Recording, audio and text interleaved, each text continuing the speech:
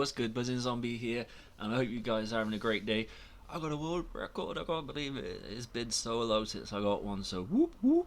I just want to say a big thank you to Borchin because literally, like, we wouldn't have got this world record if it wasn't for him. So big props to Borchin, thank you.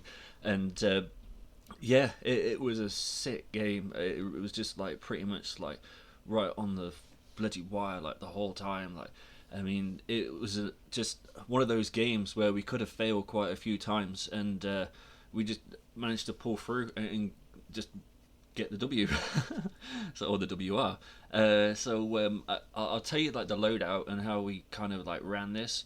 Which was probably why I was failing when I was playing in random lobbies. So in random lobbies, I was using Frenzy Guard quite a lot of the time, or the Tesla.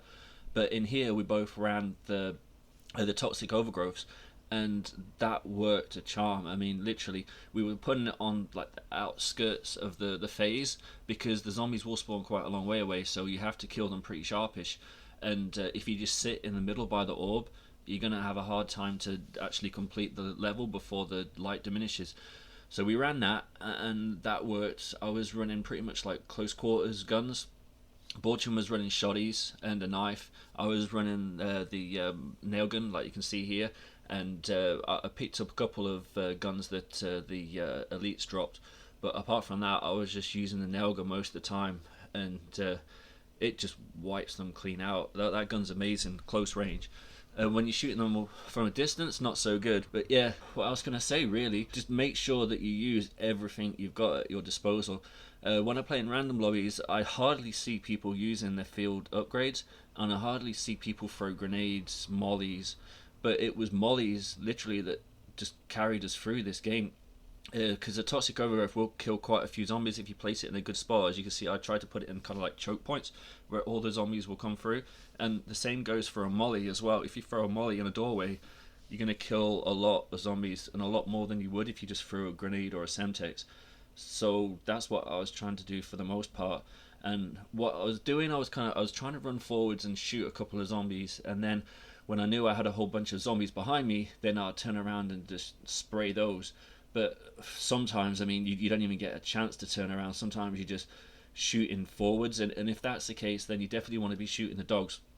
The dogs fill up the orb a lot faster than the other zombies. I can't pull the figure out of my head now, but like say one zombie is like 1%, a dog will be like 3%. So you always want to like go for the dogs, and that's pretty much what I was doing. The problem is though, when you get into such a tight space and you're killing the dogs, like you see there, I mean, there's just toxic gas everywhere, and it's kind of easy to freak out, but your health doesn't degenerate too quickly when you're in that.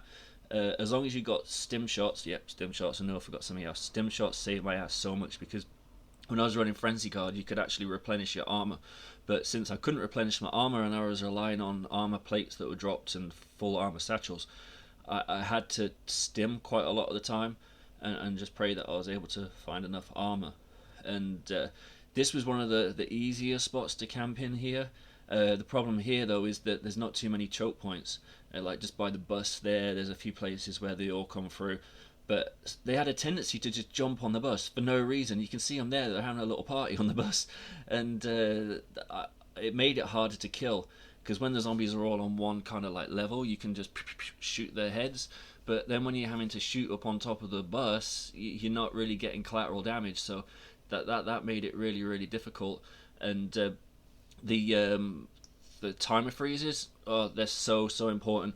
And here was a mess up on my part. I should have used that stim half a second earlier and I would have lived, but literally, I mean, you can see it there, I was on the way to the ground while I was stimming, so it was so close. But that was one of the big mistakes that I made in this game, apart from when did you see the way Bolchin went down there? Oh, that was epic. Yeah, it's made me forget now. But that was also there where they all just hold hands and sing Kumbaya, and I just throw the C4 and boom. But we managed to get through that bit. That was tricky. The next boss here, I'm pretty sure this is the boss. I've watched this gameplay so much because I've been making quite a lot of mistakes while I've been game comming. But I'm pretty sure this is the boss. Yeah, it is the boss. So, spoiler alert, what happens here is Bolchin goes down. There, you see him go down, and I start panicking like I always do. If you ever watch my live streams, I'm pretty much running around like a headless chicken going, oh my god, oh my god, oh my god. So I kill it, and then I run forward to revive him, and I get the perk. And he was not a happy bunny. Like, literally, he wanted to kill me down the headset. And I shouldn't have taken, like, I can't remember what it was now. No. It's when he gets picked up in a bit. I took the armor, and he should have taken the armor. But I was struggling to sort of make good decisions. It's just I kind of like this game mode because of that. Because in round-based zombies, you don't get that adrenaline rush. I mean, my heart was racing so much when I was playing this. My hands were sweaty. Like, we were having to communicate with each other. It was just like an all-out military operation here. Was saying like, you know, I've got toxic overgrowth and stuff, and like we were shouting out if there's any zombies behind us. And yeah, it probably didn't go so well just there. But we didn't have Jug either, and then he goes down. Sorry, just the way he belly flopped there. I thought he had a lot more health than that. I thought he just laid down in front of me, but he got done by a dog. Alright, if you enjoyed that video, please leave a like and subscribe. And I've got another world record video for you coming soon as well. Alright, peace out. Take it easy. Ciao.